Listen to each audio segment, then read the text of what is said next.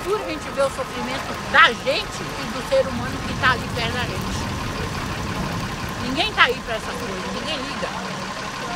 Quando eles estão de boa, às vezes estão lá de boa, lá dando risada, às vezes estão lá vendo televisão, vendo filme, viajando, e nós aqui, ó, nessa agonia aqui, ó. Olha lá o fogo, olha lá. Olha lá o fogo. Pegou uma lá pra frente aqui, pegou uma lá pra aqui, ô tia. Isso aí é a nossa situação, a situação do brasileiro que vem do norte para poder vencer. Entendeu? Para trabalhar e ter alguma coisa na vida. E é isso aí, ó. É isso aí, ó. Olha lá. Tá se acabando, tudinho a favela. O bairro tem água, esse aqui se eu abrir não vai ter água. Não tem água no Com bairro. certeza. Se o da rua de trás não tem, de lá no raio de 500 metros aqui nem tem água. Aqui? Tem água. Tem torneira aqui? Tem. Nem água tem, ó. Não consegue ver a minha filha. Eu tava dormindo aqui na barraquinha aqui na rua, meu filho, meus netos me avisou. Se eles não avisassem que o fogo chegasse ali na barraquinha, eu ia morrer queimada. A gente sai para trabalhar, não sabe se vai voltar, se vai encontrar nossas coisas. Você sentindo revolta. Revolta. 3 incêndios, uma desapropriação e minha família passando o sofrimento que tá. E todos meus amigos, que eu conheço há muitos anos, passando o mesmo sofrimento. Toda vez é isso. Chega meu cara, colocou a arma na minha boca. Ele chegou. Tinha acabado de chegar. Pode chegar. O cara deixou ele trabalhar. Tiraram a bicho da nossa mão. Furtaram. Como vou trabalhar? Eles não queriam que a gente apagasse. Não é possível. O outro colocou também, quase quebrou o dedo do cara que armou, deu um tiro na cabeça do tenente aqui, ó. Que apagasse. Mas é um nervosismo também. Não, não é. Nervosismo é o cara pedir pra jogar água na casa dele. Agora o cara chegar pra você tomar esse bicho na sua mão, sair correndo. Sabe, ele tá desesperado, né? Não, com arma na mão. Cadê a água? Cadê a manutenção? Os bombeiros vêm, não pega, não tem água. Cadê a água? Nunca funcionou. 2h30, 3 horas já. Os polícia não corta isso, não é pra cortar. Os polícia impediu os moradores lá de ajudar a carregar a mangueira pra amenizar o fogo lá. O que aconteceu? Eu tava batendo nos moradores lá. Ali, ó, na porta do beco, tenta entrar lá. Ninguém entra. Nós tem que ficar pulando os telhados pra tentar entrar na favela pra ajudar a carregar as mangueiras. Tem 5 candangos, 30 polícia lá dentro da favela, eles estão lá assim, ó. Se vocês entrar lá e filmar, vocês vão ver, eles estão lá assim, ó. Quem entrou lá viu como é que eles estão lá, ó. Quem entrou lá, perdeu tudo, todo mundo aqui perdeu tudo. Todo mundo aqui perdeu lá casa, perdeu tudo. Quantas famílias? Isso aí é a Defesa Civil que tem que saber. Mais de 1000 famílias. Nem a Defesa Civil sabe quantas famílias tem. A gente não tem mais lágrimas para derramar. Porque as lágrimas secaram de tanto sofrimento. Numa vida dessa.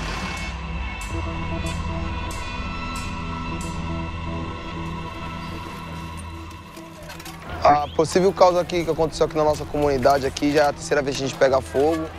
Foi o fato do curto-circuito aí tá pegando aí perto do colchão aí e propagando fogo. Começou no barracão lá embaixo lá e se alastrou na comunidade todinha, né? Eu acho que era por volta de umas 8 e pouco, passadas 8h30 mais ou menos. E eu comecei, da janela do meu quarto, eu ouvi fogo, fogo, fogo. Aí quando eu olhei, tava uma fumaça preta, né? Você sabe que aqui a gente tem um programa de incêndio, né? Programa de prevenção de incêndio. Projeto piloto na cidade de São Paulo. E pela segunda vez esse programa absurdo não resolve nada. Pelo contrário, piora a situação dessa prevenção. Haja visto um hidrante ali que está sem manutenção praticamente desde o outro incêndio, que também não funcionou em 2012. Eu estava aqui. Eu não consegui salvar nada. Não consegui salvar nada porque veio o incêndio que eu quando, pela minha situação, eu começo a passar mal. Aí eu vim, sentei numa cadeira aqui, aqui eu fiquei. E passei, o primeiro dia eu passei a noite sentada na cadeira aqui. É muito difícil eu ter uma boa noite de sono, porque às vezes eu me acordava, eu ia dormir antes do povo ir dormir, para ninguém morrer queimado, então eu sempre tive isso na cabeça. Tem que estar esperto com o fogo. O menino que eu chamei de meu sobrinho, é pessoa do coração, que eu considero. Ele está com 16 anos, mas ele passou por uma situação que só Deus e ele sabe o que ele passou naquele dia. falaram que a mãe dele estava lá dentro morrendo queimada. E ele correu, no que ele foi, o fogo queimou ele. Eu não pensei duas vezes, eu larguei tudo que eu tinha conseguido salvar, que consegui ajudar minha mãe a sair de lá de dentro e sofri queimaduras de 1º, 2º, 3º grau. Bate toda vez, pô, eu me queimei. Sempre isso vai acontecer, cara. Não é constante de não ter água aqui. Não vejo muito isso, mas naquele dia teve sim. Eles colocaram um sistema moderno que o bombeiro não tem como acessar. Todos os vidros de São Paulo é A, esse aqui é B. Eu não tenho chave para abrir. Nem eles conseguiram abrir. A gente quebrou para tentar sair e tirar do carro. O hidrante da rua de trás aqui, ó, beleza. Chegamos lá, não tem água. O outro não tem água, o outro não tem água. Por quê? Não tem água nas casas, não tem água no hidrante. É a mesma rede de hidrante. Acabou a água nessa casa, acaba o hidrante. Agora a gente não deu o que fazer. Não é uma coisa de uma operação urbana que você precisa de tirar as famílias, mas você dá tempo para que aquela família consiga um local para você ir removendo. Aqui pegou fogo, tá todo mundo jogado na rua. Tá todo mundo na rua. A maioria tá na rua, vivendo em situação subhumana. Essas pessoas têm direito garantido na Constituição Federal. Nós temos o Estatuto da Cidade aí que garante. É que precisa dessas pessoas serem um pouco mais orientadas do seu direito mesmo. Moradia.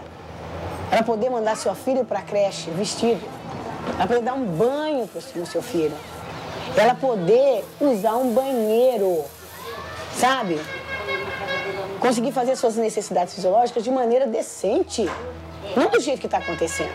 Então é isso que a gente se preocupa. É uma coisa muito mais ampla. O povo fala que todo mundo faz o decreto assinado para nós sairmos daqui. Eu digo, nós vamos sair daqui para onde? Porque ninguém quer essas famílias aqui. Isso aqui eu sei há muito tempo. Eu trabalho no Conselho há muito tempo e eu já ouvi um oficial de justiça falou o seguinte: a ordem é para tirar todas essas comunidades da espraiada, começando pelo Piolho, que é essa comunidade aqui.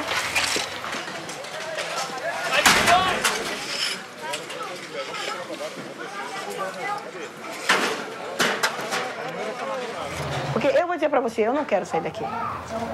Eu cresci aqui. Eu não quero sair daqui, como outras famílias também não querem. Nós temos direito a isso.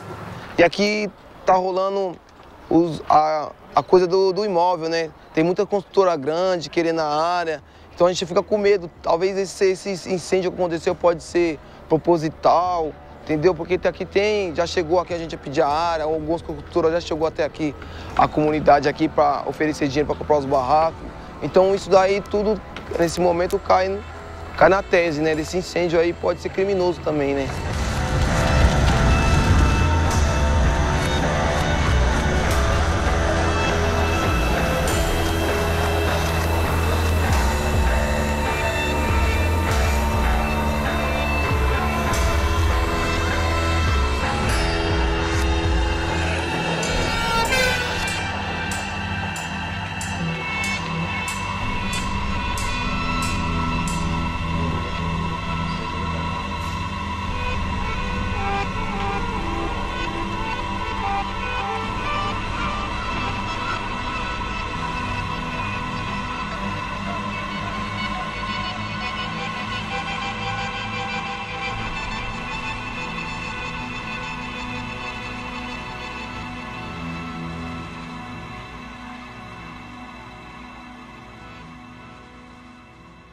Há indícios porque determinadas favelas bem localizadas são as que mais estão sendo afetadas por incêndio. Então, é muito difícil a gente não acreditar nessa hipótese, não é? Mas afirmar, aí nós precisaríamos ter provas um pouco mais objetivas. Nós temos indícios, por enquanto. Se a gente for analisar onde se localizam as favelas que tiveram incêndios, nós vamos perceber que elas são favelas que são as favelas melhor localizadas na cidade, né? E, portanto, por serem melhor localizadas, são as áreas que possam ter maior interesse imobiliário. Isso não quer dizer que o mercado imobiliário colocou fogo nas favelas, né? Isso seria uma leitura muito simplista. A história do Brasil, ela é feita em cima de registros fraudulentos, de ocupação ilegal da terra pelos poderosos, eu estou dizendo, não é por aqueles que não têm acesso à cidade e têm que morar em algum lugar. Mas agora, como é que a gente pode afirmar isso com todas as letras se você não consegue chegar a nenhum tipo de conclusão, né? Então, eu não quero também ser leviano de chegar aqui e dizer, não, foi isso, porque o fato eu não tenho como provar se o setor, né, se o setor imobiliário de São Paulo, né, atuou de forma direta ou indireta, provocando todos esses incêndios. Mas que há uma grande coincidência, há. E há uma suspeita, há. Não tem como provar esses incêndios serem criminosos ou não. Mas o fato é que é criminoso, o fogo, você precisa de comburente, combustível e faísca. Se você não tivesse uma favela, se fosse uma comunidade pobre urbanizada, você não teria o que pegar fogo. Então, a culpa do incêndio é por quem bota fogo, mas é também porque existe aquele combustível pronto a queimar. Na verdade, o que era inflamável, né, era a especulação imobiliária. Porque certas regiões, curiosamente, onde tinha maior índice de valorização imobiliária, parece que a umidade do ar também era menor ali, porque tinha incêndio em favela toda semana. Nas regiões onde o mercado imobiliário se interessava menos, parece que chovia mais. É claro que favelas melhor localizadas são também aquelas onde a terra vale mais. Vale mais, inclusive, para um comércio ilegal de terra que existe nas favelas. Porque as favelas não estão imunes desse processo. Então, quando a gente fala de crime organizado, quando se fala de incêndio criminoso, esse incêndio criminoso pode ser, inclusive, por parte de grupos que quiseram se apropriar das terras da favela. A minha hipótese é que existe uma vigilância, digamos assim, para que essas favelas não se consolidem. Porque não existe um interesse que essas favelas se consolidem. Porque as favelas periféricas, existe um curso no processo histórico de formação das favelas que elas foram se consolidando. Então, a própria população foi investindo e ainda que não numa intervenção de urbanização assim completa, mas aos poucos infraestrutura, água, luz, pavimentação, então isso foi naturalmente acontecendo. E nessas áreas mais valorizadas isso não aconteceu, não deixa consolidar para não tornar irreversível, porque essa favela aqui não vai ficar. E aí eu vejo a relação com as boas localizações, com o interesse de mercado. Inclusive o site lá, o Fogo no Barraco, ele fez esse levantamento, ele fazia uma associação entre a valorização imobiliária e o incêndio, ou seja, como isso estava bem associado naqueles momentos, né? E com esse processo ele foi ocorrendo, ele foi se repetindo sistematicamente ao longo de um período de quase 2 anos. Foi iniciado pela Patrícia Cornius, que é jornalista, começou cadastrando esses incêndios numa planilha pública no Google e eu tive acesso à planilha e achei que a gente podia mapear aquilo. Eu e um amigo, num feriado, acho que era uma sexta-feira, e sábado ou domingo a gente estava colocando no ar, é um trabalho bem trivial. Eu não sei se são uma prova, mas eu acho que qualificam muito assim, a denúncia. Sou da favela, tô aqui, sabotagem, tem certos lugares, ligeiro, criminalidade, eu tô de pé, dá risco o pescoço, dá desgosto, porque aqui não tem socorro, é impressionante, é tipo Pirituba na Mirante, não sou chinês, às vezes fumei, sou fumante, um câncer da sul, humildade é minha lei, aqui sabotagem não é viagem, o que sei, então vai, faz, vê que Jesus é a luz, a humildade é que conduz, pra que o rap reproduz o crime. Se não é crime, eu faço parte também. Cada lugar um lugar, cada lugar uma lei. Okay? Só não dever pra ninguém, porém, eu sei. Respeito é pra quem tem, pra quem tem, pra quem tem. Respeito é pra quem tem, pra quem tem, pra quem tem. Respeito é pra quem tem, pra quem tem, pra quem tem. As favelas foram ocupar o quê? Digamos assim, entre aspas, as terras de ninguém, né? Então, assim, áreas públicas que estavam desocupadas, áreas com algum tipo de disputa ou desconhecimento em relação à propriedade daquela terra, então podem ser áreas privadas também. Por que essa ocupação irregular acontece? É porque ela diz respeito exatamente à maneira como a cidade cresceu. Ela cresceu investindo os recursos públicos e os recursos privados, sobretudo nas áreas centrais, que é exatamente onde a cidade começa, né? Quer dizer, a cidade de São Paulo, especificamente, começa das áreas centrais, ela se inicia ali nas regiões centrais, que hoje é o chamado centro velho da cidade. Como é uma área que tem investimentos do governo, tem investimentos privados, ali também o custo de vida é mais alto. Então, isso leva necessariamente que aquelas pessoas que não têm as condições de pagar pelo preço da cidade, elas acabam indo morar nas regiões mais periféricas. Em São Paulo, a constituição dessas periferias, ela se dá sobretudo quando você tem o transporte que permita que a periferia aconteça, que é a partir da década de 40, quando você tem o ônibus, enfim, que permite que a população se espraie para lugares mais distantes. O método de expulsar pelo valor proibitivo dos aluguéis, ele é perene, é permanente. Você despeja uma família por vez, então não tem resistência. Ele tá ali embaixo do pano. Ninguém vai dizer que é um despejo, mas diariamente ocorrem centenas desses despejos na cidade de São Paulo. E o Estado agiu por omissão mesmo, porque era funcional, né? Se você não tem como prover, você deixa que as pessoas deem a solução para aquele problema que o Estado não está preparado, armado, não tem interesse em dar a solução. Então, as favelas, elas não são uma ocorrência anormal ou especial nas cidades. Elas fazem parte das cidades brasileiras, são parte integrantes. É impossível entender a cidade brasileira sem entender que uma parte da população trabalhadora mora em favelas. E mora em favelas por quê? Porque o salário que a população ganha não é suficiente para que ela ingresse no mercado imobiliário. Aliás, o mercado imobiliário privado no Brasil, ele apenas recentemente, com Minha Casa Minha Vida, ele chegou na classe média, não chegou principalmente nos setores de baixa renda. O importante é dizer que isso não é pouca gente, que isso é uma grande parte da população brasileira.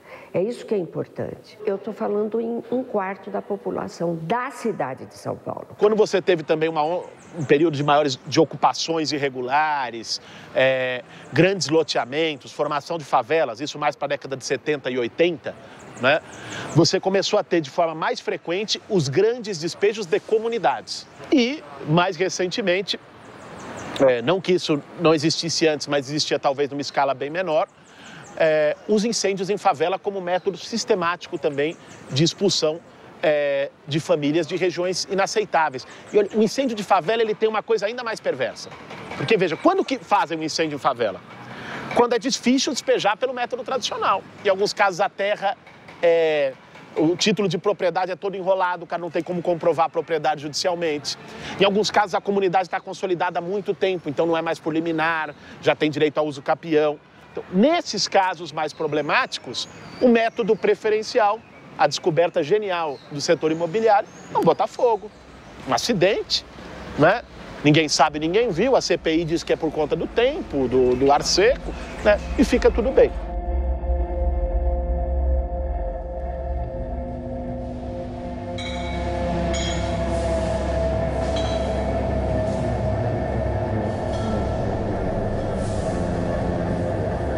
O incêndio aconteceu na madrugada do sábado, por volta da 00:40. A gente estava numa reunião do outro lado do prédio. Quando eu vi fogo nas barracas, a gente pulou para tentar salvar o que era possível. Crianças chorando, pessoas perdendo tudo, pessoas correndo, corre, muita gente ajudando. As pessoas meio que desnorteadas, muita fumaça, bujão explodindo lá dentro, muito bujão explodindo. As pessoas em estado de choque, praticamente.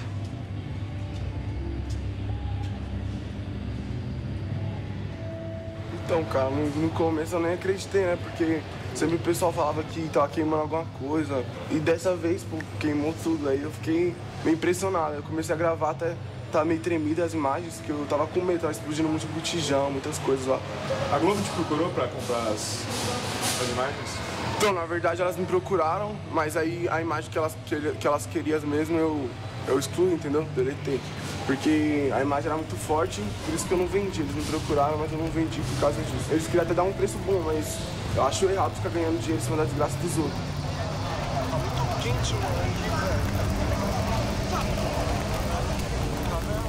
Olhando a questão dos incêndios nas favelas, claramente se enxerga essa síndrome de alienação da imprensa em relação à complexidade da sociedade brasileira. A imprensa de São Paulo ela sempre foi sustentada pelo mercado imobiliário e não houve interesse da imprensa em investigar.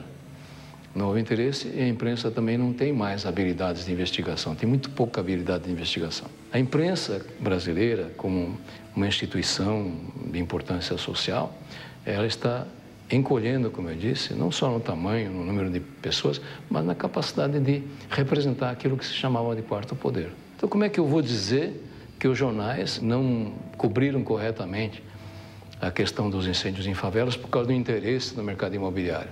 Se nem que tivesse interesse em investigar, os jornais não conseguiriam investigar. O que o jornal faz é contribuir para a gente não sair da esfera do senso comum. Ah, pega fogo porque a gambiarra, porque aí tem algumas especulações aí ligadas a... Ah, tá frio, então o pessoal faz fogueira, etc. Assim, ela não entra muito na discussão, não problematiza muito, assim, sabe? São Paulo entende muito mal os direitos humanos, São Paulo não compreende o que sejam direitos humanos, né?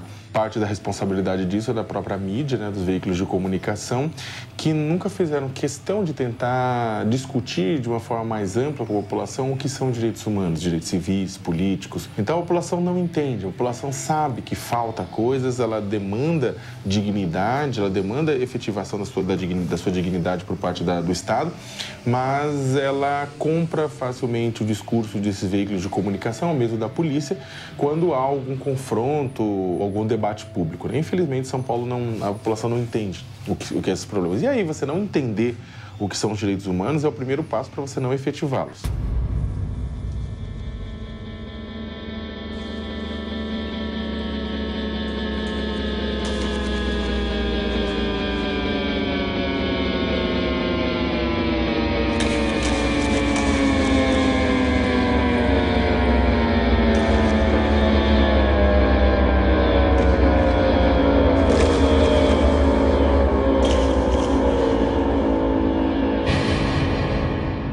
A definição mais elementar de gentrificação, mais resumida, é a troca de populações, né, de uma determinada área da cidade, né? Uma população de poder aquisitivo mais baixo é substituída por uma outra de poder aquisitivo maior quando alguma melhoria urbana é feita nessa área. A cidade de São Paulo vem sendo construída para o consumo. As pessoas que historicamente estão nesse espaço, evidentemente elas não são consumidoras desse espaço. Então elas precisam ser retiradas daqui. Portanto, você precisa transformá-las diante da opinião pública em algo ameaçador desse processo de requalificação. Vamos imaginar, não o cara adulto que chegou lá, foi lá construir seu barracão. Vamos pegar as crianças que nasceram na favela. Ela não conhece outra coisa no seu ambiente que ela nasceu. Ora, como é que ela vai ser reconhecida pelo outro que está fora da favela? Como alguém que vive na favela, como um favelado. Qual é a identidade que está sendo oferecida para ela? Você é uma pessoa favelada, você é uma pessoa mal educada, você é uma pessoa suja, você é uma pessoa pobre, você é uma pessoa... Ou seja, todos os qualificativos de negação vão para essa criança. Mas como é que ela começa a responder para a sociedade de maneira a ser integrada? Como? Suja, como pobre, como seja, ela vai usar o código do outro para ser integrada à sociedade, um código terrível. Portanto, a violência vem de fora, não vem de dentro. Então, dependendo de quem está no poder público, ele pode atender os interesses dessa classe que é preconceituosa e que quer ver os favelados longe.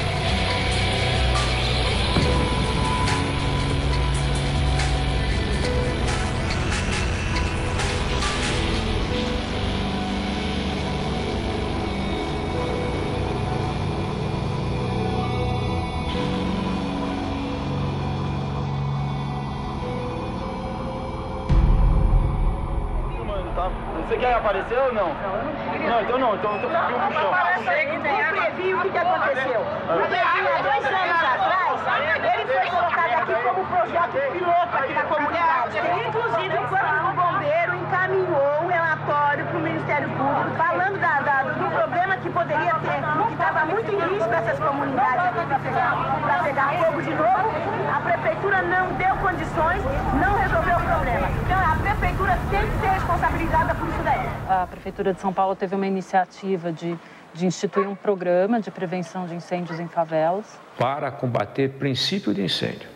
Princípio de incêndio. Tem a fase de treinamento, a fase de mapeamento da favela, a fase de instalação de hidrantes, a fase de instalação de extintores, de equipamentos e, inclusive, uma fase de abertura de vielas. O grande problema é que nenhuma das áreas que passou pelo programa teve todas as fases concluídas. Na teoria é um excelente plano. Quando você sai da teoria para a prática, você começa a encontrar as dificuldades. É incrível, algumas áreas instalaram os hidrantes, o incêndio aconteceu, o hidrante próximo à área que pegou fogo e os moradores não tiveram acesso. Gente que foi treinada, mas não teve acesso aos hidrantes. Então, para princípio de incêndio, as pessoas já me questionaram uma vez sobre o hidrante. O hidrante que é instalado é para profissional, é para abastecer o caminhão do Corpo de Bombeiros. Tem gente que olha e fala assim, não, esse povo não tem capacidade para fazer isso. Para fazer esse combate a incêndio. Tem esse questionamento também. Princípio de incêndio. Porque se nós jogarmos esse pessoal para grandes incêndios, nós vamos começar a ter problemas de óbitos, etc. A gente tem políticas estruturadas de prevenção de risco em outros campos, por exemplo, quando a gente fala em risco de deslizamento, de escorregamento. Então, existe um saber técnico sobre isso, existe um conhecimento sobre isso e existe uma política estruturada para lidar com isso.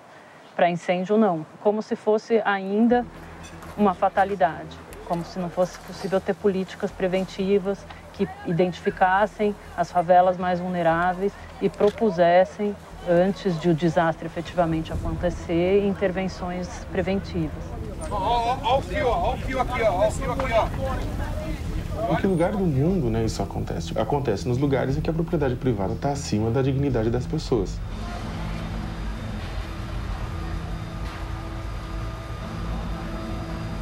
Nós temos, na cidade de São Paulo, 400 mil imóveis vazios. É mais do que o equivalente ao déficit habitacional. Temos hoje um arcabouço legal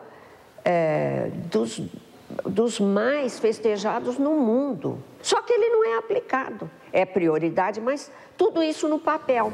Saúde é um direito social. A educação é um direito social. A moradia passou para a esfera do mercado, né? Ela é entendida como uma mercadoria e não como um direito social. E o que é pior, ao longo da história recente do país, ela foi se tornando uma mercadoria de luxo, inacessível para a maior parte da população brasileira. Essa lógica, ela se torna perpétua, eu diria, na medida em que as leis de mercado regulam cada vez mais a forma de vida na cidade e a moradia em particular. O direito à moradia é absoluto na Constituição. Qualquer pessoa que lê não precisa ser versado em lei. Qualquer pessoa que lê percebe isso. No entanto, o proprietário faz o que quer da propriedade, né? Mantém vazia, numa área totalmente ocupada por infraestrutura. O sujeito pode deixar o imóvel vazio, ocupado por ratos e baratas durante anos, servidos de toda a infraestrutura, água, esgoto, asfalto, iluminação pública, sinalização, transporte, imobiliário urbano, tudo que vocês podem imaginar, não paga IPTU e é premiado. Quando o imóvel é ocupado, ele ganha o despejo, né? E quando o cara é devedor, ele ganha um subsídio na hora de pagar. Quando bota fogo na favela ou arruma-se um jeito de despejar a favela pelas vias legais, você não só libera aquele terreno onde estava a favela para banco de terras, para novo empreendimento imobiliário, em geral um empreendimento de alto padrão, de acordo com a região, como também você valoriza todo o entorno, você valoriza outros terrenos do entorno que também são bancos de terra, também na mão do setor imobiliário. Na lógica do mercado, pobre desvaloriza. Ter pobre perto é desvalorização do metro quadrado, é desvalorização do aluguel. O setor imobiliário quer ver pobre longe, ele é higienista por princípio.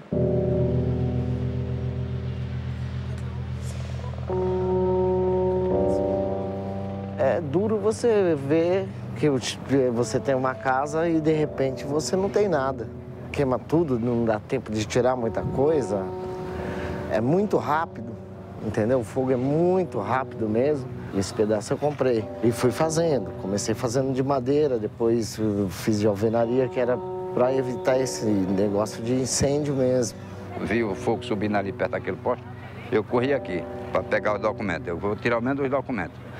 Quando eu cheguei na boca do beco ali, eu já vi a lavareda saindo na porta com mais de metro de distância. Tinha um barraquinho aqui, né? Tinha um barraquinho, eu saí no meio do fogo. Ele estava na escola, a menina minha mais velha estava trabalhando e a outra estava estava lá na casa da minha nora. Entendeu? Quando ela viu, ela começou a se desesperar. Esse aqui, quando chegou da escola, já foi entrando no meio do fogo. E eu correndo atrás dele. Entendeu? Ele pensando que eu tinha morrido.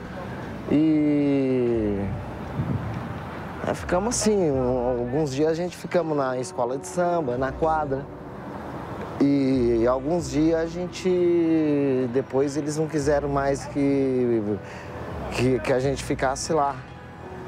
Aí alguns dias a gente teve que pagar veneno, de não ter onde ficar mesmo, teve que se virar embaixo do viaduto, aonde você conseguisse. Alguém desse um canto, por algumas casas que não queimou, o rapaz deixou ficar aqui uns dias.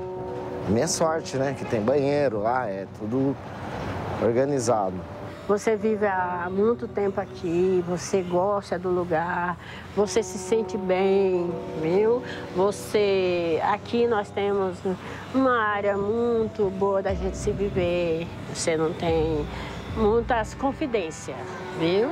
É um lugar mais ou menos, é um lugar que a gente se sente muito bem. Então, para mim, naquele momento, foi muito difícil. E continua muito difícil. Na hora, o pessoal todo bem tirando as coisas daqui de dentro. E eu fiquei em choque, fiquei olhando, em vez de tentar tirar as coisas, eu fiquei olhando. Quando eu falei, meu barraco tem muita ferramenta, muito material lá dentro, eu vou tentar ir lá para ver se eu consigo pegar alguma coisa. Não pode entrar lá.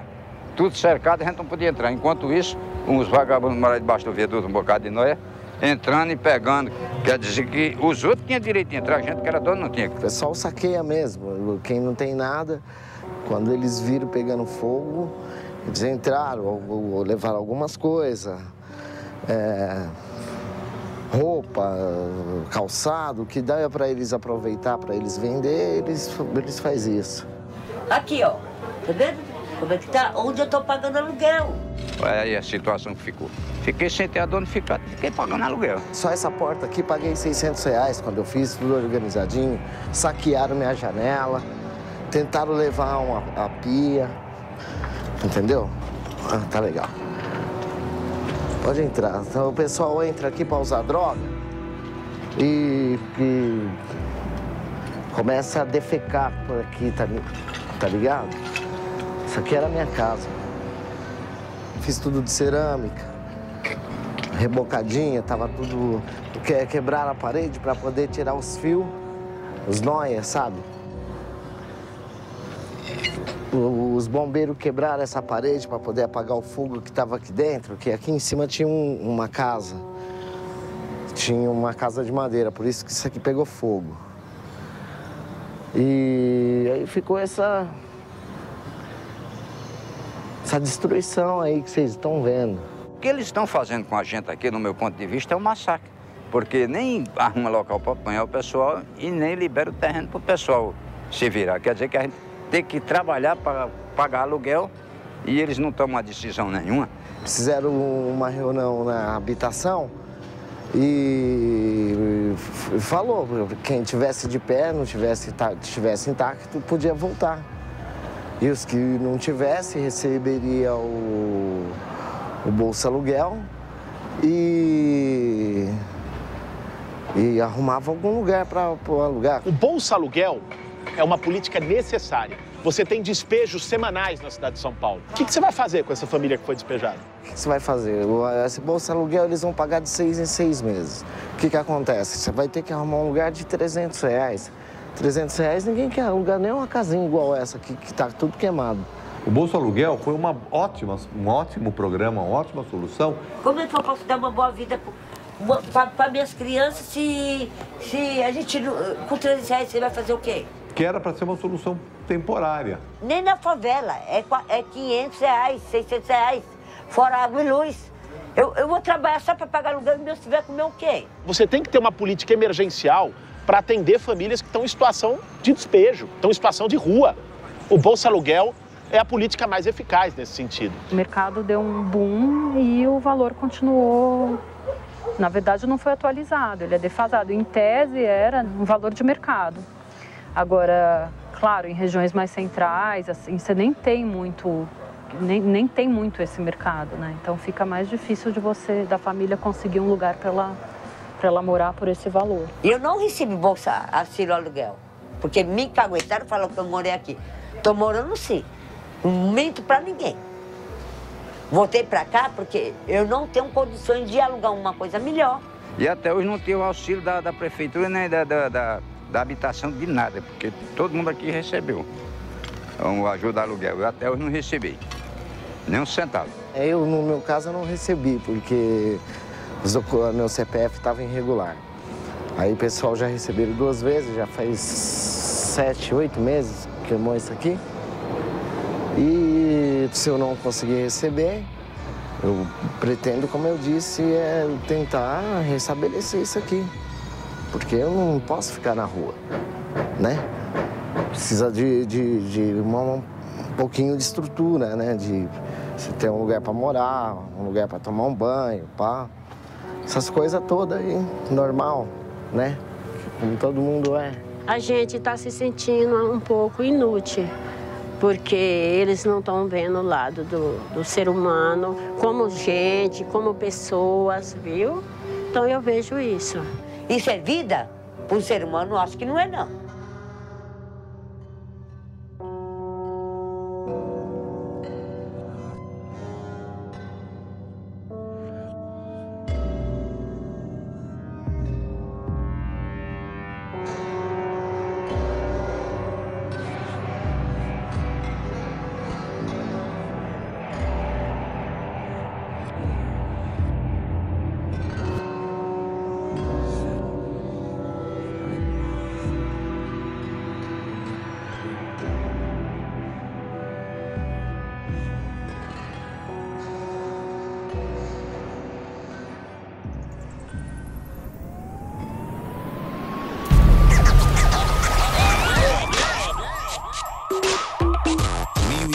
Incêndios em favelas na cidade de São Paulo e contando.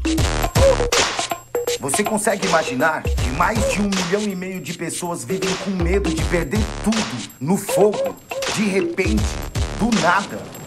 E o que é pior, tem gente que lucra com isso. Se liga só, apresenta o CEPAX, Certificado de Potencial Adicional de Construção. São papéis que permitem ao proprietário contornar a lei de zoneamento da cidade. Eles são vendidos pela prefeitura para levantar fundos e viabilizar as operações urbanas. Grandes intervenções para remodelar áreas da cidade. Cada CEPAC pertence a um bairro e só pode ser usado lá. Quanto mais valorizado o bairro, mais alto fica o preço do CEPAC. A CBPO Engenharia comprou CEPACs na região da Faria Lima pelo valor de R$ 1.100 cada. Ali perto fica a favela do Real Parque, que em 2010 pegou fogo.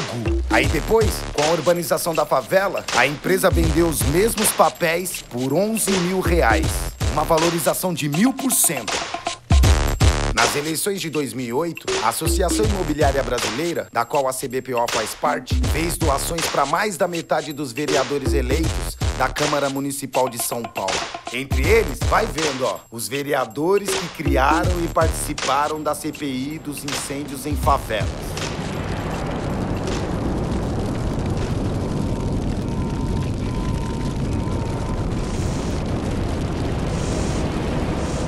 Um descaso com a população. Na semana passada, o seu jornal acompanhou líderes da favela do Moinho na Câmara Municipal de São Paulo para a votação da CPI de incêndio em favelas. E essa votação não aconteceu. E hoje, acredite, pela segunda vez a reunião foi cancelada. E, novamente, a mesma desculpa. Não houve quórum. Os vereadores não apareceram. Confira na reportagem de Carlos Carlos. A gente está aqui com o Ricardo Teixeira, que é o presidente da CPI de incêndio nas favelas. Por que tantos cancelamentos de reuniões, Ricardo? Então não é cancelamento, né? A reunião nem houve, porque não houve quórum. Nesta CPI nós somos de 4 vereadores, só tínhamos 2 hoje, eu e o Aníbal de Freitas. E sem ter os 4 vereadores, a reunião não pode prosseguir por falta de quórum.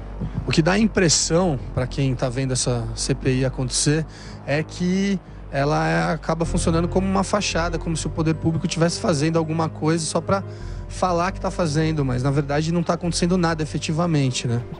Não, nós não estamos fazendo nada, você tem razão. A princípio, essa CPI era para poder verificar por que estavam acontecendo tantos incêndios, principalmente em locais onde teriam as comunidades, né, como se fala, a favela, que eram muito ligados à grande concentração de especulação imobiliária. Só que no decorrer do processo, as únicas pessoas que vinham aqui depor eram as comunidades. Agora, nós queremos, vereador, saber por que a reunião não vai acontecer. Todas as reuniões têm sido esvaziadas. E se são esvaziadas, tem alguma coisa que para nós não estão dizendo o mesmo português que nós sabemos falar. Como eu posso te dizer, com todas, falar, tem CPIs aqui na casa que funcionam e tem CPIs que são para inglês ver. E essa do incêndio das favelas é uma delas. Investigações para inglês ver. Não tem muito subterfúgio, não tem muito para onde correr. Toda a imprensa tem acesso a qualquer informação aqui na casa. Todas as informações são públicas e são transparentes. Eu tenho feito as convocações, nós temos feito os requerimentos para a Polícia Civil, Polícia Militar. Não se pediu a organização da Polícia Militar, da Polícia Civil, do Corpo de Bombeiro, diversos outros órgãos que viriam aqui para poder depor e a gente minuciar exatamente aquilo que estava acontecendo, saber a causa, por que ocorreu aquele incêndio, isso não aconteceu. A CPI tem um limite de atuação, né? Nós não somos investigadores, nós somos parlamentares. A CPI, ela reúne os agentes públicos, ela reúne as informações, ela cruza os dados, ela tem o poder de ter as informações. Mas ela não tem o poder de ir investigar em loco, porque ela não tem instrumentos para isso. Então, na composição, naquela época, que era a organização dessa CPI, eram compostas pela maioria dos vereadores de governo. E que se a gente fosse muito a profundo, isso ia respingar, com certeza, no governo e na gestão do Kassab. Por que a CPI do incêndio em favela não anda na casa? Não, ela andou, ela terminou. Entendeu? Ela terminou. Se você, não digo agora numa condição, mas você vai, semana que vem te entrego todo o relatório conclusivo do que foi. Essa CPI teve um relatório final que era, na verdade não era um relatório final, né? Você teve a conclusão de que não houve tempo e não houve conclusões, né? Não teve um relatório conclusivo. Isso que foi o desfecho da CPI dos incêndios. O relatório, digamos, ele é incompleto, né? Quando a gente assina um relatório como esse, final da CPI, o que a gente está assinando? Está assinando aquilo que está descrito lá. E o que está descrito lá é o seguinte: tivemos incêndios com ocorrências de causa natural e humana, fruto de uma série de questões de energia elétrica, de gás, de isso, daquilo, e uma precariedade no serviço do Previn. Aí um outro detalhe em relação à CPI é que ela era chefiada por um sujeito, que é o vereador Ricardo Teixeira, do Partido Verde, que foi patrocinado, digamos assim, em boa medida, na campanha em 2008, por imobiliárias e empresas da construção civil, né? Uma raposa cuidando do galinheiro.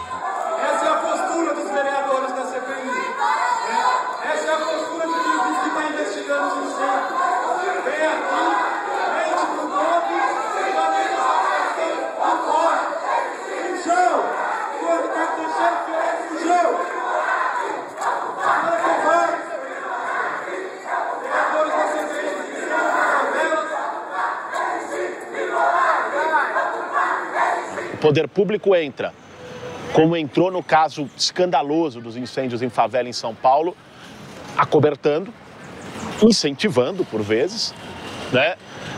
Acobertando, quer dizer, o que foi a CPI dos incêndios em favela na Câmara Municipal, enterrada pela bancada do Kassab, foi uma coisa vergonhosa, né? Então, faz-se isso, ao mesmo tempo dá-se muito dinheiro em licitações, né? Em complementação de obras para essas grandes empresas, e essas empresas, por sua vez, fazem a sua parte no acordo, que é financiar as campanhas eleitorais dessa turma. Não faz o menor sentido, gente. Tem CPI para tudo quanto é tipo de ação. Né? Faz o menor sentido. A Juliana Cardoso é financiada pelo setor imobiliário? Enfim, o que eu estou dizendo para você é o seguinte, que aquela CPI, naquele momento, naquela conjuntura, não foi uma CPI para valer. Ela foi constituída pela base do governo para não poder avançar. Agora, se você vem com essa finalidade de investigar, doutor, não, você está com essa finalidade, doutor. Investigar o quê? O que vocês querem chegar? Vamos ver. Não, a gente não está chegando. Ah, mas você não fez uma pergunta à profundidade, você só veio falar da CPI, do coisa aí. Você tem que falar do momento que vivemos, pô. Que é isso, do momento que vivemos. As coisas não se resolvem, os culpados nunca são encontrados, os incêndios continuam e as famílias é que sofrem, né? As famílias faveladas é que sofrem. De onde elas vieram? Para onde elas vão? Elas não têm casa? E será que o melhor jeito de ter casa é invadir? É ocupar? Ou será que o melhor jeito de ter casa é participar de um mutirão, de uma associação de moradia, de uma inscrição no CDHU, de uma inscrição na Coab? Se você quer, de fato, a visão do morador, entenda que o morador não é um ser geneticamente modificado, entendeu? O morador da favela. Porque a gente tende a ter, nós de classe média, tendemos a ter uma visão romântica do cara que vive em favela. E elas não acham bacana e legal elas irem lá constituírem essas casas de alvenaria. O cara que vive em favela, ele tem os mesmos desejos da classe média. Tá certo? Ele quer ter um emprego, ele quer ter dinheiro, ele quer ter um carro na porta da casa dele, ele quer a rua asfaltada. Na minha opinião, ocupar ou invadir é a pior solução. É a solução que deixa as pessoas na situação de maior vulnerabilidade e risco social. É o pior caminho. Na verdade, é a principal solução para a questão habitacional do país, é a ocupação urbana. Você tem para mais de 50% do território nas regiões metropolitanas que se constituem assim por conta de ocupações urbanas, né? Organizadas ou não, digamos assim. Então, sem dúvida que as ocupações forçam o poder público, forçam o Estado a tomar uma providência e achar uma solução para a questão da habitação, que é um dos problemas sociais mais graves do país. O poder público deve se responsabilizar pela produção de moradia, e não a população. O brasileiro se acostumou a depositar todos os seus problemas no poder público, né? Na falta de políticas públicas, né? Eu sempre lembro a frase uma frase que está no Antigo Testamento, que diz: seja você a mudança que você quer para a sua sociedade, né? Faça a sua parte. E prestem atenção, hoje foi eleita a vice-presidenta da CPI e seu primeiro feito foi adiar os trabalhos da comissão por 120 dias. Ou seja, neste mandato, ninguém mais vai fazer nada. E nós pedimos o adiamento dessa comissão por mais 120 dias, que deverá ultrapassar até o nosso mandato, né? Esperando aí que sejamos reeleitos para continuar o trabalho. Aproveitando para fazer campanha, velho. Esperando que seja reeleito para continuar esse trabalho maravilhoso feito na CPI. A especulação imobiliária que está junta com a indústria da construção civil é o setor mais robusto do capitalismo no Brasil, né? São os caras que estão na linha de frente mesmo dos empreendimentos, das principais movimentações financeiras nas bolsas de valores aqui do país. Então esses caras exercem o poder de maneira direta. Eles têm seus métodos para exercer esse domínio. Eu confesso que eu nunca acreditei em nada disso, nem de um lado nem de outro, né? Nem que essas áreas estariam sendo queimadas propositalmente. Não posso acreditar. Não posso acreditar que nem alguém morador da favela, nem alguém de fora da favela pudesse pôr fogo numa favela, sabendo que tem famílias, que tem crianças, que tem botijão de gás. Me parece um pouco fantasia. Mas eu acabei de falar que a iniciativa privada, elas provocam os incêndios, elas têm interesse. Falei para você agora que as áreas valorizadas, elas têm interesse realmente que você procura desocupar aquilo o mais rápido possível, porque muitas vezes as ações judiciais, elas passam aí anos aí, para que realmente tenha uma ação, uma sentença final. Então eles procuram realmente, isso aqui foi contestado e foi constatado na CPI que houve realmente, por parte das iniciativas privadas, incêndios criminosos. Sou morador da favela do Moinho e estou vendo o fogo andar. É o momento da gente ter um levante contra esse desmando que nós estamos vivendo aqui em São Paulo. Aqui a visão já não é tão bela. Não existe outro lugar. Periferia é periferia. Muita pobreza, história, violência. Nossa raça está morrendo. Não me diga que está tudo bem. Periferia é periferia. Que horas são? Não sei responder. Periferia é periferia. Milhares de caras amontoados. Periferia é periferia. Vacilo ficou pequeno, pode acreditar. Periferia é periferia em qualquer lugar. Gente pobre. Periferia é periferia. Vários botecos abertos, várias escolas vazias. Periferia é periferia. E a maioria por aqui se parece. Periferia é periferia. Mãe chorando, irmão se matando, até quando? Periferia é periferia em qualquer lugar. Gente pobre. Periferia é periferia. Que meu irmão é cada um. Periferia é periferia. Molecada sem futuro, eu já consigo ver. O problema do Brasil passa pela terra, divisão das terras, vender da escravidão, desde o problema do índio, e veio desembocar na favela do Moinho, no centro da maior cidade da América Latina, São Paulo. Comunidade da favela do Moinho vem convidá-los para participar da missa em frente à creche no Campinho. Será uma oportunidade para dialogarmos sobre a resolução dos problemas decorrentes do grave incêndio que ontem atingiu cerca de 400 famílias que perderam todos os seus pertences. Houve também a morte de alguns e feridos. Nesses incêndios, quantas pessoas morreram? Divulgada foi 3 pessoas, mas a gente tem uma desconfiança que foi muito mais do que isso, umas 30 pessoas, mais ou menos. Que a demolição do prédio foi bem uma ocultação de cadáver. É uma área da antiga Rede Ferroviária Federal. A Rede Ferroviária Federal foi extinta porque ela perdeu a área por conta de dívidas de IPTU. E ela diz que o leilão que foi feito, o preço que foi pago foi um preço vil, um preço muito baixo. Então você tem a União reivindicando, você tem os particulares que pagaram o preço nessa arrematação e adjudicaram o bem, você tem a prefeitura, né, reivindicando a área para desapropriação para um projeto urbano que a gente nem sabe qual é, acho que já mudou um monte de vezes. A gente sabe que a prefeitura ofereceu a área para a CPTM, e aí daí o interesse da CPTM na área como um todo, e os moradores. Então é um conflito fundiário bastante difícil, complicado. A terra é de quem nela nasce. Deus nos chegou no 7º dia, montou um cartório e vendeu. Então a primeira forma de roubo se chama propriedade, né? Morava ali embaixo do prédio. Eu fui uma das vítimas do incêndio. Meu barco foi 4 barracos queimar.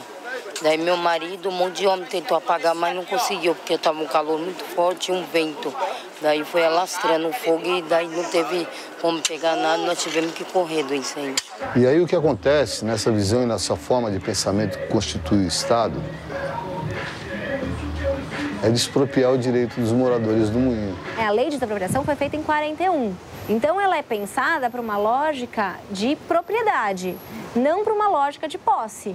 Né? Então, eu tenho que olhar o processo de desapropriação em conjunto com outras leis que protegem os direitos fundamentais. Uma liberação de verba absurda, que dava para construir todas as casas no moinho, destinada a dinamites, onde 800 quilos de dinamites, a compra foi liberada da noite para o dia, no final de ano. onde no Natal, próximo ao Natal, pega fogo no prédio, onde tinha por volta de 800 famílias. E no Ano Novo os caras mandam bomba. 250 quilos derrubou Carandiru. Eles mandaram 750 quilos para a favela do Moinho. Parecia, a visão que todo mundo tinha, que a cena do crime estava sendo abafada.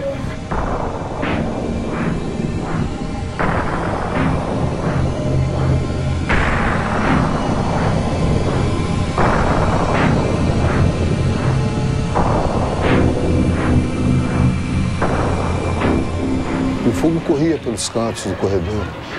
E se propagava com uma velocidade jamais vista no incêndio na favela. Então tudo isso nos faz a crer que o incêndio é de origem criminosa. Logo em seguida, depois, um pedaço lá da favela virou um estacionamento, né? E tinha também uma parte do muro. Fizeram o que eles chamaram de Muro da Vergonha, né? A favela foi cercada por um muro gigante, né? Porque havia um interesse, né, da CPTM, das empresas na época, inclusive lá, de remover, né, a favela do Moinho.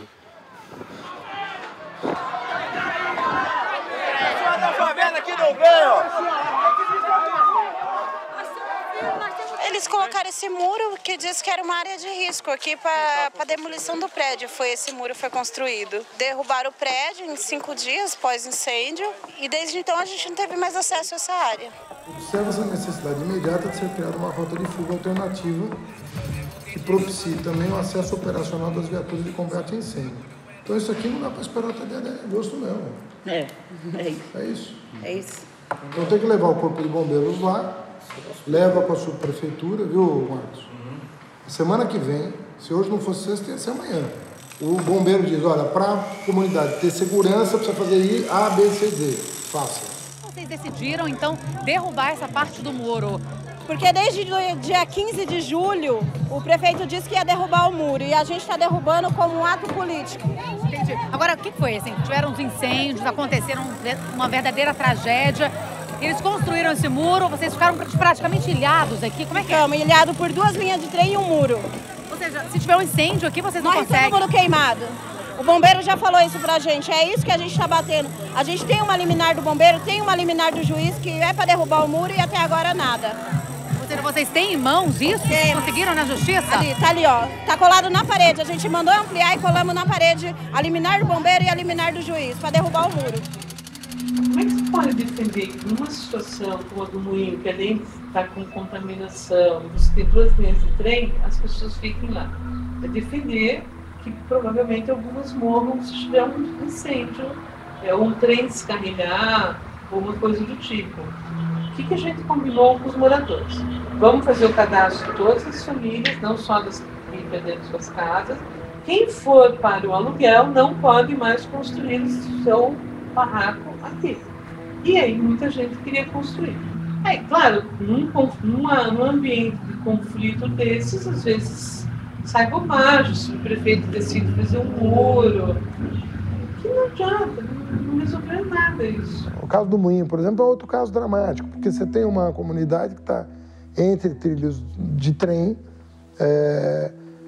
todos os especialistas consultados entendem que não é possível equacionar o problema ali naquele terreno, que o ideal é nas proximidades, e a ideia é essa mesmo, não se quer expulsar ninguém do centro. Nós temos terreno, inclusive, da Coab no centro, no centro ali, a menos de 500 metros do local, para produção de moradia de interesse social, que poderia acomodar, se não todas, pelo menos uma boa parte das famílias. E a proposta que está na mesa é essa hoje. O Haddad e o Kassab, nesse aspecto, não são muito diferentes, né? Os governos do PT também são amplamente patrocinados pela indústria da construção civil e pelos setores imobiliários. Os caras também têm muitos interesses na prefeitura e na gestão do Haddad. Eu acho que quem está na gestão pública tem que fazer a coisa bem feita. É só visitar os conjuntos bem feitos que a gente fez. Não é uma coisa de querer criar um padrão de elite, de direito. É achar que as pessoas, mesmo os mais pobres, têm direito a uma cidade de qualidade. E foi o que a gente fez. existe todo um conceito por trás de você contratar um bom projeto. Que a pessoa que mora ali, ela gosta daquilo, ela cria uma rede, ela se sente participando da cidade, ela não vai fazer como fizeram no Cidade de Deus, vende, vai embora, vira favela. Eu acho que como esse pessoal que critica nunca fez nada assim, não pode ser, é legal você na rua dizer, esse prédio aqui fui eu que fiz. O Kassab recebeu de algumas empresas, entre elas a OAS, a Camargo Correia, a Ingeform, que são construtoras muito poderosas, né? Ele recebeu por volta de 6 milhões em doação dessas empresas. São 4 construtoras, eu não estou me lembrando o nome da quarta agora. EIS. Toda vez que um governo não de esquerda, ou que esse pessoal ideologicamente de esquerda acha que é de direita, faz algo que é bom, as pessoas tentam destruir o perfil dessa pessoa. Durante os anos seguintes, né, quando o Kassab se elegeu, elas tiveram faturamento em contratos junto à prefeitura, quase 640 milhões de reais. Ou seja, investiram 6 milhões e conseguiram 640 milhões. Mais de 100 vezes o valor que doaram, elas conseguiram em forma de contrato depois para construir ponte, avenida, reformar alguma coisa e tal. Eu acho isso uma bobagem, porque a cidade não é de direita ou de esquerda. A cidade é de quem mora, e o gestor público ele tem que fazer o que ele tem que fazer. Isso mostra essa relação mais do que promíscua, né? Uma relação mais do que escandalosa entre o poder público, a prefeitura, o poder executivo e esse setor, esse ramo do capital. Então, o que seria uma política estruturada, na minha opinião? É identificar quais são essas favelas e quais são os setores de favelas, e São Paulo já tem informação para isso. Tem muito dado de favela, tem mapeamento de favela. Não é difícil fazer isso, fazer um mapeamento das favelas que têm alto risco de incêndio e trabalhar isso como prioridade dentro de uma política de habitação, porque não é possível conviver com um risco nesse nível, né? Não é uma coisa difícil, é uma questão de colocar dentro da agenda, de colocar dentro da política, como uma prioridade, assim como as áreas de risco de escorregamento são. Por outro lado, há uma perversidade na questão da urbanização. Que é o seguinte, quando você urbaniza e você constitui edifícios mais bonitinhos, constitui um bairro bonitinho, etc., o que acontece? Hoje, ele pode ser dessa população, amanhã ele pode ser da classe média. Porque na hora que você faz bairros super bonitinhos, urbanizados e tal, ele entra no jogo do mercado imobiliário. E essa população que está ali, que muitas vezes pode perder o emprego e tal, não ter condições de viver ali naquele bairro, agora urbanizado, ela vai de novo começar o ciclo toda outra vez. Ou ela vai para a periferia, ou ela vai para a casa de cômodos, ou ela vai para a favela. Então você precisa pensar, mais do que simplesmente pensar a urbanização, é preciso pensar o direito à propriedade no sentido legítimo do termo. A terra não pode entrar no mercado imobiliário como todas as terras. Elas têm que ser de domínio público. Você tem que reservar espaços da cidade de domínio público. Não basta reservar para habitação social, que é o que a gente tem hoje na lei. São as zonas especiais de interesse social. Você precisa também garantir que a terra não entre no mercado imobiliário. Ou seja, você precisa não constituir a propriedade privada. Você precisa evitar a constituição da propriedade privada. Agora, isso é dificílimo, né? Quem é que vai ter peito de fazer isso?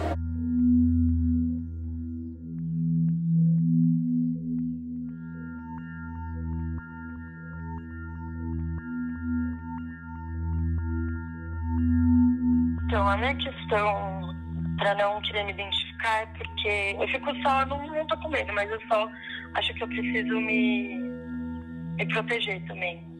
Porque, não sei. Eu não acho que vai vir alguém atrás de mim, eu não falei nome de ninguém, eu não estou inventando história, estou levantando uma hipótese que muitas pessoas já levantaram, embora não seja muito, é alguma coisa.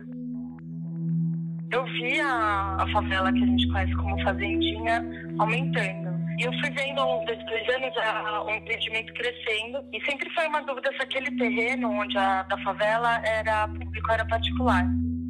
engenheiro responsável pela obra da Living. Ele que falou que a área de fato era pública. E aí contou que quando eles começaram a construir o empreendimento, a favela ou não existia ou não estava daquele tamanho. Os futuros moradores iam passando lá na frente e ficaram preocupados com o tamanho da favela e começaram a quebrar contrato. E esse engenheiro, cujo nome agora não lembro ao certo, falou que eles estavam ficando meio preocupados porque mais de metade dos futuros moradores já tinham desistido de morar lá. Muita coincidência que um mês e meio depois do cara ter visto que a prefeitura de fato não tem nenhuma ação prevista para a área, a favela tenha pegado fogo assim, totalmente. Foi nesse barraco que foi acontecido por acidente, porque a criança deveria de estar com fome, a irmã mais velha, acho que foi tentar mexer com fogo, né, assim, para poder tomar conta do menino, e foi aonde acabou acontecendo um incêndio. Não sei, porque foi lá no meio da favela, não tem nem como. A gente só viu só o fogo subir. Aí o pessoal apavorado para apagar e não teve condições não. A favela queimou tudo. Só o circuito da energia. Não, mas não foi dentro da casa? Disseram que foi uma panela. Não, foi panela não, foi na energia. O pessoal fala que foi uma vela, né? Um fala uma coisa, outro fala outra. Então... Eu já me lembro de ter visto antes lá as fiações com pequenas labaredas e tal. Nós tentamos conversar com a Eletropaulo para melhorar isso. Eles foram até o local para fazer uma inspeção, para ver se era possível, mas eles constataram que não seria possível por conta da dimensão do local. De fato, era muito estreito. Não sei se vocês conhecem lá, então, lá era muito estreito. Estava queimando no meio da favela. Então, se eles tivessem jogado a água, então tinha apagado, tinha queimado só a metade. Mas sabe o que foi que o bombeiro falou pra mim? Falou assim, essa favela aqui já tá condenada. Acabou a água do hidrante, isso, né? Coisa esquisita, né? Acaba a água, acaba tudo. Porra, poderia apagar, dava pra apagar, mas não. Tipo corpo mole, entendeu? Havia um hidrante no local, na rua atrás, não me lembro o nome da rua, na rua Aracati, se eu não me engano, tem um hidrante no local. Não foi usado, não me lembro deles ter usado o hidrante, não. Quando o bombeiro, eu dizia, moço, liga a água, o policial dizia assim, não vai ligar a água. Dá até tiro de borracha na gente.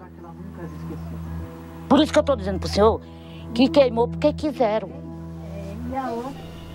Eles estavam com o caminhão, não me lembro de ter parado em nenhum momento o combate ao fogo, não me lembro de ter parado em nenhum momento. Do muro lá, do meio ali pra cá, deixaram pegar fogo. Eles ficaram olhando, e a guarda e a polícia assim, ó, fizeram um tipo de um cordão para ninguém pegar as coisas, não poder entrar, nada. Tem muita gente que perdeu muitas coisas, eu perdi tudo.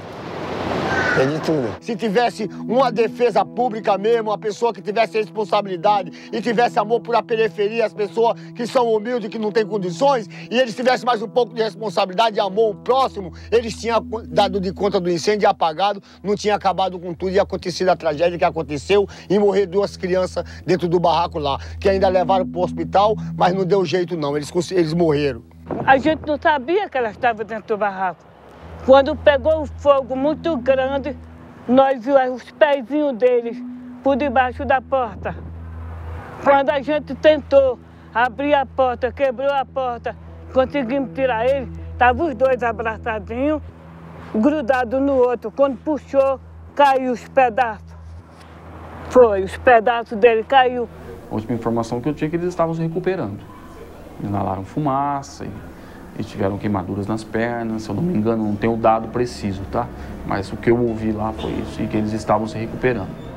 A subprefeitura, independente de prefeitura, de secretaria de habitação, secretaria de desenvolvimento social, a subprefeitura fez um acordo com o condomínio, eles iam pagar dar um cheque de R$2.000 para cada pessoa que teve o cadastro inicial, e o cadastro inicial foi feito na hora, no meio da bagunça. Então, teve dono de barraco que não morava lá, que recebeu, e os moradores, o pessoal que alugava aquele barraco, acabou não recebendo nada. Foi um trabalho bem feito, não é fácil. Eles fizeram todo esse cadastramento e depois cruzaram os nomes. Cadastraram nós, só uma parte, as outras partes ficou. Foi o apartamento para 2016. E a firma, junto com a prefeitura, foi que deu R$2.000. Essa verba é repassada pelo dono do condomínio. Não é do doutor secretário, não é do prefeito, não é do vice-prefeito, não é do governo, não. É do dono do condomínio que está pagando essa verba aí. Mas esses R$2.000 é para sair de lá? É pra você pegar algum lugar e ir embora. Porque eles não mostram o papel, não mostram onde é que é, entendeu? Eu tenho que saber, porque se eu tenho um benefício no meu nome, eu tenho que saber que benefício que é. Eu não quero isso, nós queremos moradia. Então acho que foi isso que é justiça, moradia. O pessoal não pegou R$2.000 e nada mais. Quem vai saber que vai sair esse apartamento? Quando vai sair isso aí? Mentira, de boca não sai nunca.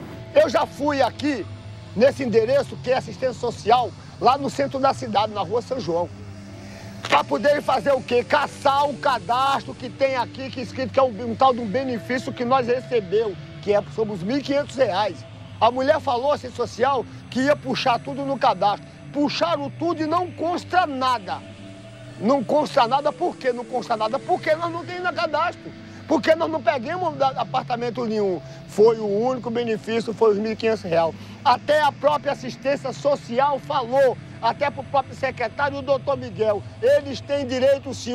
A dona Josefa, do seu Marco Antônio, ele tem direito, sim, dos R$2.000, porque a verba tem direito de repassar para ele, porque a verba não faz parte da prefeitura e não faz parte do governo. Então quer dizer que se essa verbinha aí fosse mesmo que fizesse parte do governo, fizesse parte da prefeitura, nós não teríamos direito? Nós não teríamos direito do cadastro? Por que não? No Facebook do MTST, eles publicaram um print screen de um e-mail, eu acho, que era de alguém da construtora passando para os clientes, mas no e-mail eles estavam comemorando o fim da comunidade. Do lado da favela estão construindo uns prédios lá que já está acabando de construir, então o dono dos prédios, para que queira a área limpa lá para poder vender os apartamentos dele, para beneficiar eles, é claro. Acho que o título do e-mail era pelo fim da comunidade da Penha. Então ele estava assim, claramente comemorando o incêndio. Na noite que teve o incêndio, onde a senhora dormiu? Lá na rua, lá no meio da rua mesmo. Todo mundo ficou lá na pista. Vocês dormiram na pista? Na pista, ali na ponte. Então ficou de fora a fora a gente. Botaram aqueles negócios na meio da pista para não passar os carros. Porque era criança, sem roupa, criança, tudo sujo, criança com fome, criança com sede. Nós escrevemos no meio da pista pedindo água, que eles falaram lá que não era para dar água para gente, lá da rua, que não era para dar água para gente, nós ficamos com sede. Então nós pedimos, o helicóptero passando no ar e nós escrevendo no chão pedindo água. Aí, ó, a minha mistura de ontem, tá ali, ó. Azedou. Tá azeda. Azedou. Então a situação, só Deus sabe, cara. E a gente tá aqui na guarda.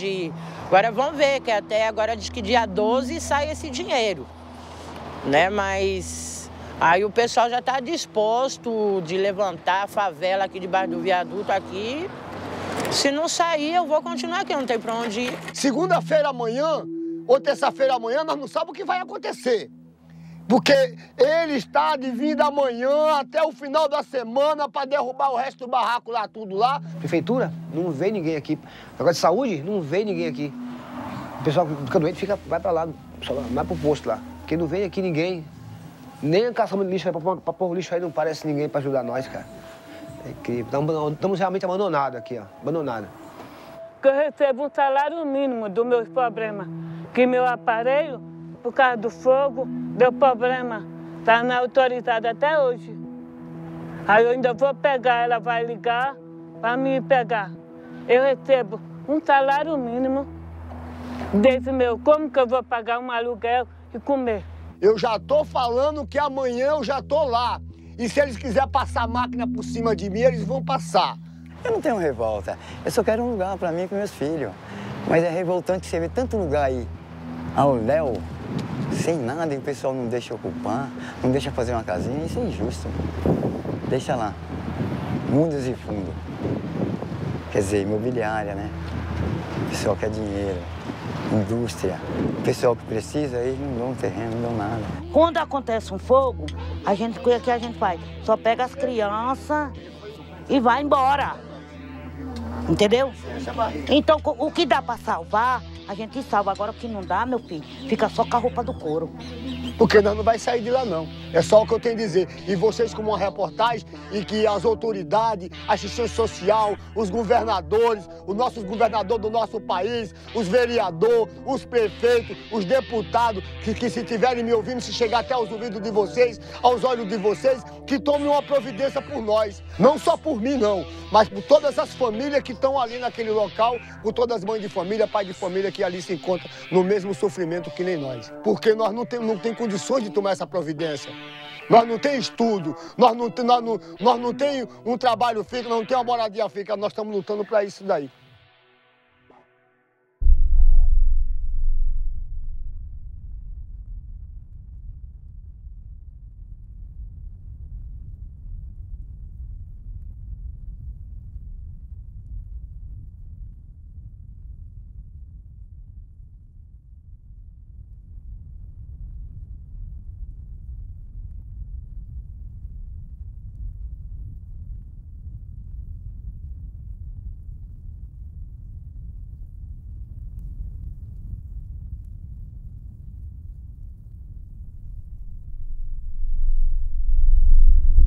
É fogo,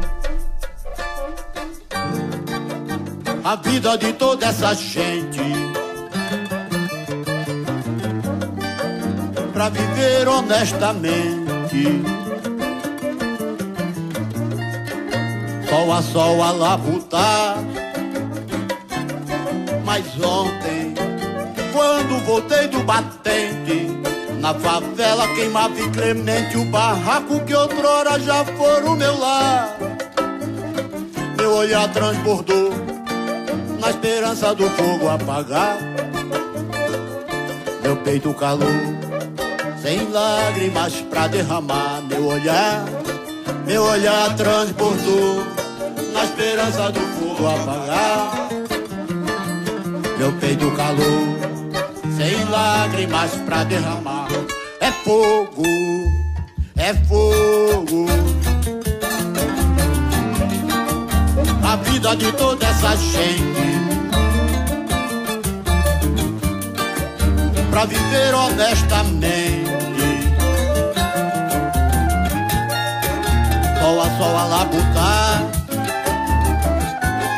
Mas ontem, quando voltei do batente, na favela queimava inclemente o barraco que outrora já fora o meu lar. Meu olhar transbordou na esperança do fogo apagar.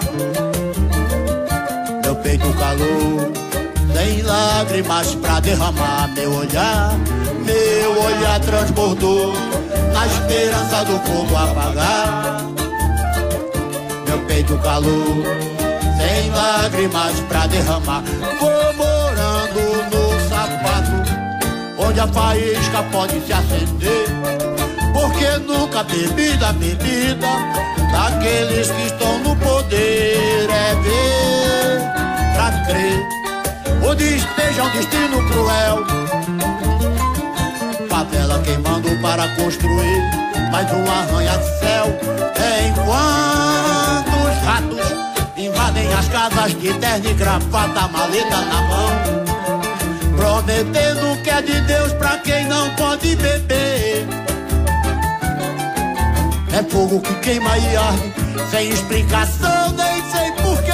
Mas um foco de incêndio deu no rádio e na TV. É mais um foco de incêndio deu no rádio e na TV. Olha o fogo, é fogo, a vida de toda essa gente, pra viver honestamente, sol a labutar. Mas ontem, quando voltei do batente, na favela queimava inclemente o barraco que outrora já foi o meu lar.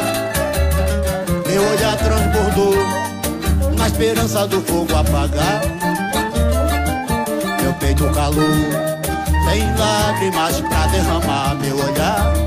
Meu olhar transbordou, na esperança do fogo apagar. Meu peito calor, sem lágrimas pra derramar. Vou morando no sapato, onde a faísca pode se acender, porque nunca bebida daqueles que estão no poder. É ver pra crer, o despejo é um destino cruel. Favela queimando para construir mais um arranha-céu, enquanto os ratos invadem as casas de terno e gravata, maleta na mão, prometendo que é de Deus pra quem não pode beber. É fogo que queima e arde, sem explicação, nem sei porquê. Mais um foco de incêndio, deu no raio da TV. É mais um foco de incêndio, deu no rádio da TV. Olha o fogo, é fogo.